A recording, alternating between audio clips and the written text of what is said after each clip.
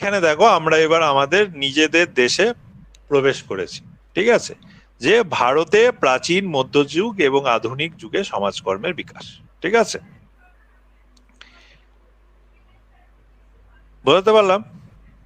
হ্যাঁ স্যার। হুম। তোমরা তো সবাই জানো যে আমাদের যে টোটাল ইয়ে কি বলে মানে ভারতবর্ষের যে ইতিহাস আর কি বলতে গেলে গোটা পৃথিবীর ইতিহাসই, সেটাকে তিনটে ভাগে ভাগ করা হয়: প্রাচীন যুগ, মধ্যযুগ এবং আধুনিক যুগ। আচ্ছা, ভারতবর্ষের ইতিহাসে তোমরা একটু বলো তো যে আমরা প্রাচীন যুগ কত দূর অবধি বলি, তারপর মধ্যযুগকে কত যুগ অবধি বলি, আর আধুনিক যুগ কার থেকে কার বলি, জানা আছে এটা কারো? কেউ একজন উত্তর দাও দেখি। আচ্ছা দেখো, প্রাচীন যুগ যেটা হচ্ছে মোটামুটি আমাদের এই যে ইতিহাস, সেই ইতিহাস কবে থেকে লেখা শুরু হয়েছে সেটাও কি কেউ বলতে পারো? যে আমাদের যে লিখিত ইতিহাস তার মানে কখন থেকে মানুষ তো ধরো আগে ইয়ে ছিল, তোমার ওইসব বাঁদর থেকে শিম্পাঞ্জি থেকে মানুষ হয়েছে। এই যে আমাদের যে সভ্যতার বিকাশ, সেই সভ্যতার বিকাশ কখন থেকে শুরু হয়েছে? স্যার মধ্যযুগ থেকে। দ্যাট মধ্যযুগ থেকে? তাহলে প্রাচীন যুগটা এলো কোথা থেকে? হরপ্পা সভ্যতার এই দিকটা এখানে সময়তে মনে হয় এসেছিল, সিন্ধু সভ্যতা এই দিক থেকে এসছে মনে হয়। হ্যাঁ হ্যাঁ, প্রথম যে সভ্য মানে সমাজের যে ইতিহাস আমরা পাই, সভ্যতার ইতিহাস বলতে গেলে, সেই সভ্যতার ইতিহাস হচ্ছে তাম্র। প্রথম হচ্ছে যে আমাদের বিভিন্ন যুগে ভাগ করা ছিল। প্রথম হচ্ছে তোমার প্রস্তর যুগ, ঠিক আছে? প্রস্তর যুগ, প্রস্তর কথাটার অর্থ হচ্ছে পাথর। হ্যাঁ, তো মানুষ প্রথমে পাথরকে অস্ত্র বানাতে শিখেছিল, তাছাড়া আর সে কিছুই জানতো না, ঠিক আছে? সে শুধু মানে এই মানুষ তো জন্তুর মতোই ছিল, জন্তু জানোয়ারদের মতনই ঘুরে বেড়াতো, তাদেরকে খেত, মানে জন্তু জানোয়াররা মানুষকে খেত। এবার ব্যাপার হচ্ছে যে মানুষ আস্তে আস্তে দেখলো যে সে শক্তিতে জন্তু জানোয়ারদের সঙ্গে পেরে উঠছে না, কারণ একটা বাঘের যে ক্ষমতা, একটা হাতির যে ক্ষমতা, তার ক্ষমতার সঙ্গে তো একটা মানুষের কোনো মানে ধারে কাছেও যেতে পারবে না, ঠিক আছে? কিন্তু তখন এবার তাদের সঙ্গে মানুষের কি পার্থক্য ছিল? কি পার্থক্য ছিল বলো তো? মানুষ কোন জায়গায় এগিয়ে গেল? স্যার বুদ্ধিতে। বুদ্ধিতে। মানুষের মস্তিষ্কটা উন্নত ছিল তাদের থেকে। তো তখন মানুষ দেখলো যে আমি তো এদের সাথে শক্তিতে পেরে উঠবো না, আমাকে এর সাথে বুদ্ধিতে লড়তে হবে। তো তখন মানুষ দেখলো যে একে মারার জন্য আমাকে অস্ত্র আবিষ্কার করতে হবে। আজ পর্যন্ত মানুষ ছাড়া অন্য কোনো জন্তু জানোয়ার কি অস্ত্র আবিষ্কার করতে পেরেছে? বাঘরা কিছু আবিষ্কার করতে পেরেছে? হাতি কিছু আবিষ্কার করতে পেরেছে? না ঘোড়া কিছু আবিষ্কার করতে পেরেছে? কেউই কোনো আবিষ্কার করতে পারেনি, কারণ তাদের কোনো বুদ্ধি নেই। শুধুমাত্র মানুষেরই আবিষ্কার করার ক্ষমতা ছিল, তাই মানুষ আবিষ্কার করে আজ মানুষ তাদের উপর রাজত্ব করছে। নাহলে আগে কিন্তু এই মানুষ আর এই বাঘ ভাল্লুকদের সঙ্গে কোনো পার্থক্য ছিল না, সমানই, সবাই একই প্রাণী, সবাই একই সঙ্গে জঙ্গলে থাকতো। তো তখন মানুষ সর্বপ্রথম কি আবিষ্কার করে? যে এই পাথর দিয়ে অস্ত্র আবিষ্কার করে, যে এই সমস্ত ইয়েদের সঙ্গে, জন্তুদের সঙ্গে লড়াই করতে গেলে আমার অস্ত্রের প্রয়োজন, এবং সেই অস্ত্র কি ছিল? পাথরের অস্ত্র ছিল। সেই পাথর যখন আবিষ্কার করে, সে এইগুলো ধরো বহুদিন মানে বহু দিনের গল্প আর কি। মানে আজকে এরকম নয় যে আজকে পাথর আবিষ্কার করলো কালকেই তোমার লোহা আবিষ্কার করে ফেললো, এরকম নয়। পাথর আবিষ্কার করলো, পাথর আবিষ্কারের সঙ্গে তোমার চলতে লাগলো ধরো তোমার প্রায় 100 বছর। মানে 100 বছর ধরে মানুষ পাথরের অস্ত্র ছাড়া আর কিছু আবিষ্কার করতে পারলো না। তারপর 100 বছর পর সে তোমার তামা আবিষ্কার করলো, ঠিক আছে? তামার সঙ্গে টিনের মিশিয়ে ব্রোঞ্জ আবিষ্কার করলো। ব্রোঞ্জ হচ্ছে সংকর ধাতু, দুটো ধাতু একসাথে মিলিয়ে ব্রোঞ্জ তৈরি হয়, ঠিক আছে? তো তখন তামা এবং লোহা আবিষ্কার আরো পরে শিখেছিল, লোহা আবিষ্কার সব থেকে লাস্টে শেখে মানুষ, ঠিক আছে? তো এই যে যখন তামা ব্রোঞ্জ যখন সে আবিষ্কার করে ফেলতে পারলো, তখন কি হলো যে অনেক সে ধারালো অস্ত্রের আবিষ্কার করে ফেলতে পারলো। মানে তার তখন যুদ্ধ করাটা, এখান থেকে আমরা প্রথম ইতিহাসটা পাই। এখান থেকে বলতে পারো তুমি প্রাচীন যুগের মানে শুরু হচ্ছে। এর পরে বহু বছর এটা চলতে থাকে। লাস্ট এটা চলে হচ্ছে যে আমাদের যখন ইয়ে আসছে সুলতান যুগ, যেটা সুলতান যুগ বা আমাদের এই যে হর্ষবর্ধনের যে যুগটা আর কি, সেই যুগটা দিয়ে হচ্ছে তোমার প্রাচীন যুগ আর কি, ঠিক আছে? তারপরে হর্ষবর্ধন থেকে এই পাল বংশ আছে, সেন বংশ আছে বাংলায়, হ্যাঁ, তারপর ওদিকে দক্ষিণে চোল টোল ছিল আর কি। সেখান থেকে অবধি মানে মোগল সাম্রাজ্য শুরু হওয়ার আগে অবধি মোগল কারা ছিল? এই যে আকবর, জাহাঙ্গীর, তারপর তোমার এই যে যাদের নাম শুনেছো আর কি, সেই মোগল সাম্রাজ্যের আগে অবধি তোমার মধ্যযুগ ছিল। আর মোগল সাম্রাজ্য থেকে একদম তোমার রিসেন্ট টাইম অবধি, ব্রিটিশ পিরিয়ড অবধি, এটাকে বলা হয় আধুনিক সময়। ঠিক আছে? তো এই তিনটে সময়েই অ্যাকচুয়ালি মানে সেই সময় সমাজকর্ম কিরকম ছিল সেই ব্যাপারটা এখানে বলা আছে। বোঝাতে পারলাম? হ্যাঁ স্যার। এইবার ব্যাপারটা হচ্ছে যে আমাদের ইয়েতেও তো এখানে যখন দেখো প্রাচীন আছে, ঠিক আছে, তোমার প্রাচীন সমাজ আর কি, এখানে দেখো একটা দিয়েছে যে প্রাচীন ভারতের সমাজকর্ম। ঠিক আছে? তো তোমাদের যখন কোশ্চেন আসবে, এখানে দেখি কোশ্চেন আমরা কি দিয়েছে যে হ্যাঁ, প্রাচীন ভারতের সমাজকর্ম নিয়ে আলোচনা করুন, মধ্যযুগীয় যুগে সমাজকর্মের প্রকৃতি চিত্রিত করুন, ভারতে আধুনিক যুগে সমাজকর্মের বিকাশ নিয়ে আলোচনা। অর্থাৎ আমরা এখানে দেখছি কোশ্চেনে কি দিচ্ছে যে তিনটে যুগেই আলাদা আলাদা করে জিজ্ঞেস করছে। ঠিক আছে? তো এইখানে দেখো আমাদের যেটা প্রথম যেটা দিয়েছে একটা বড় ভূমিকা আছে, ভূমিকার পর থেকে একটা লম্বা আছে,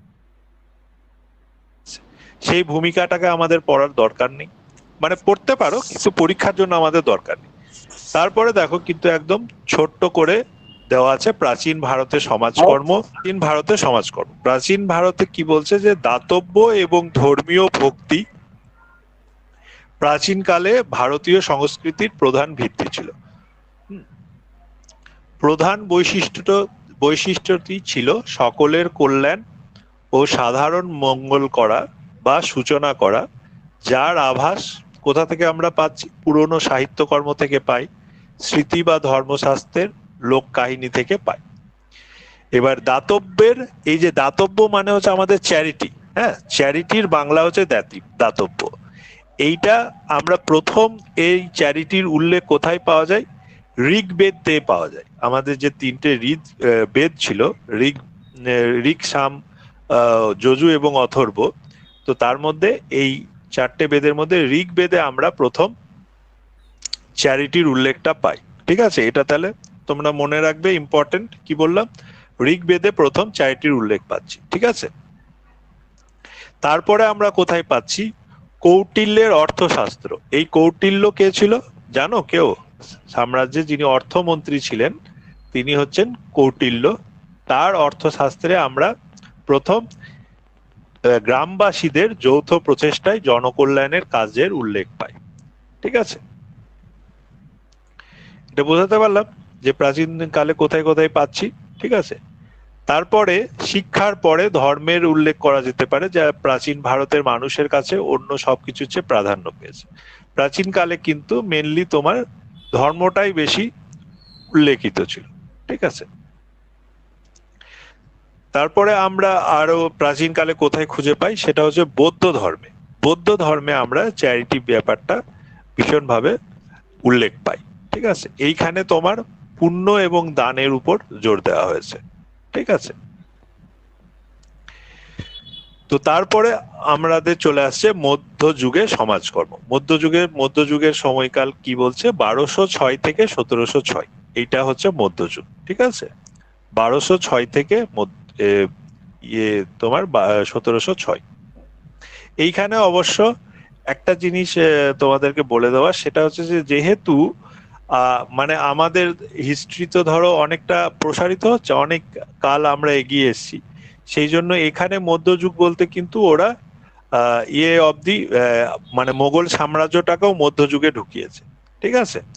মানে যেটা আকবরের সময়কাল, আকবর, জাহাঙ্গীর, বাবরের সময়কাল, সেটাকেও এরা মধ্যযুগে ঢুকিয়েছে। এবং আধুনিক বলতে শুধুমাত্র আমাদের এই ব্রিটিশ সোসাইটি, মানে যবে থেকে আমাদের মানে ভারতবর্ষ ব্রিটিশদের অন্তর্ভুক্ত হয়েছে এবং তারপরে স্বাধীনতার পর অবধি সময়টাকে আধুনিক যুগে ঢোকানো হয়েছে। তাহলে বলতে পারলাম কি বলছি, যে প্রাচীন কাল হচ্ছে তোমার এই সুলতান পিরিয়ডের আগে অবধি, তারপরে তোমার মধ্যযুগ, মধ্যযুগের পরে, মধ্যযুগ হচ্ছে একদম তোমার মোগল পিরিয়ড অবধি, মানে একদম আকবরের সময় অবধি।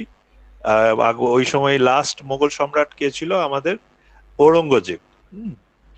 এটা মনে রাখবে। তারপরে আস্তে আস্তে ব্রিটিশরা আসতে শুরু করে, এবং টোটাল ব্রিটিশ থেকে আজ অবধি সময় নিয়ে হচ্ছে তোমার আধুনিক যুগ।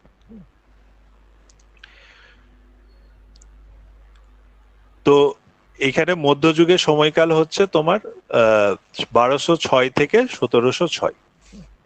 তারপর আসছে আধুনিক যুগে সমাজকর্ম, যেটা 1800-র পরে। তো এই সময়কালে কি হয়? ভারতীয় সমাজ ধীরে ধীরে রাজনৈতিক, অর্থনৈতিক ও সামাজিক ক্ষেত্রে বেশ কিছু পরিবর্তন দেখা যায় এই সময়। ঠিক আছে, কিছু পরিবর্তন, যা প্রধান পরিবর্তন ছিল সেগুলো ছিল যে সম্পত্তির অধিকার, আইনের শাসন, বিচার ব্যবস্থা, রাজ্যের অর্থনীতির, বাজার অর্থনীতির উত্থান, রেলওয়ে, এই সময় প্রথম রেলওয়ে স্থাপিত হয়, যোগাযোগের বিকাশ হয়, নতুন শিক্ষা ব্যবস্থার উন্মোচন হয়। তারপর তোমার এই পরিবর্তনগুলি পরিবার, আত্মীয়তা, বিবাহ এবং বর্ণকে প্রভাবিত করেছিল। এটি পশ্চিমা মানে আমাদের এই যে ব্রিটিশদের ক্ষেত্রে, হ্যাঁ, ওয়েস্টার্ন কালচার, এই পশ্চিমা উদার যুক্তিবাদী দৃষ্টিভঙ্গির একটি অভিজাত গোষ্ঠীর প্রভাব ও বৃদ্ধির দিকে পরিচালিত করেছিল, যা ঊনবিংশ শতাব্দীতে সামাজিক সংস্কার আন্দোলনের নেতৃত্ব দিয়েছিল। ঠিক আছে, এর মধ্যে একটা জিনিস ইম্পর্টেন্ট পড়ে যাবে, সেটা হচ্ছে যে আমাদের ভারতবর্ষে বিভিন্ন মনীষীদের জন্ম হয়েছে, যেমন তার মধ্যে বেশিরভাগই আবার বাঙালি, যেমন রামমোহন রায়, রাজা রামমোহন রায়, ঈশ্বরচন্দ্র বিদ্যাসাগর। ঠিক আছে, এরা যে সমাজ সংস্কার আন্দোলনগুলো শুরু করেছিল, রামকৃষ্ণ মিশন, সেইগুলো কিন্তু সবই আধুনিক সমাজকর্মের আওতার মধ্যে চলে আসবে। ঠিক আছে, এখানে যেমন লেখা আছে যে রামমোহন রায়ের কাছ থেকে সমাজ সংস্কার আন্দোলনের সূত্রপাত পাওয়া যায়, যিনি ধর্মীয় ও সামাজিক সংস্কারের বীজ বপন করেছিলেন। প্রথম কে শুরু করেছিল? রাজা রামমোহন রায়। ঠিক আছে, তারপরে তারা যারা অনুসরণ করে রাজা রামমোহন রায়কে, তারা ছিল ঈশ্বরচন্দ্র বিদ্যাসাগর, জ্যোতিরাও ফুলে, শশীপদ বংশী, গোপালকৃষ্ণ গোখলে, স্বামী দয়ানন্দ সরস্বতী, স্বামী বিবেকানন্দ, তারপর আম্বেদকর, এদের মতো সমস্ত সমাজ সংস্কার আন্দোলন, এরা আধুনিক যুগে সমাজকর্মে অবদান রেখেছিল। ঠিক আছে, তো সুতরাং তোমরা এই যে টোটাল এখানে দেখো ভাগ করে দেওয়া আছে, এই যে প্রাচীন ভারতের সমাজকর্ম, মধ্যযুগের সমাজকর্ম এবং আধুনিক যুগের সমাজকর্ম, এটা হচ্ছে ভারতবর্ষের থেকে যে কোশ্চেনটা আসবে তার উত্তর। ঠিক আছে, এটা তোমাদেরকে মানে কোশ্চেন অ্যান্সার হিসাবে পড়তে হবে। ঠিক আছে, বোঝাতে পারলাম? হ্যাঁ স্যার, বুঝছি। ঠিক আছে, আজকে তাহলে তোমাদের এই 3টে চ্যাপ্টার আমি শেষ করলাম। আর গুড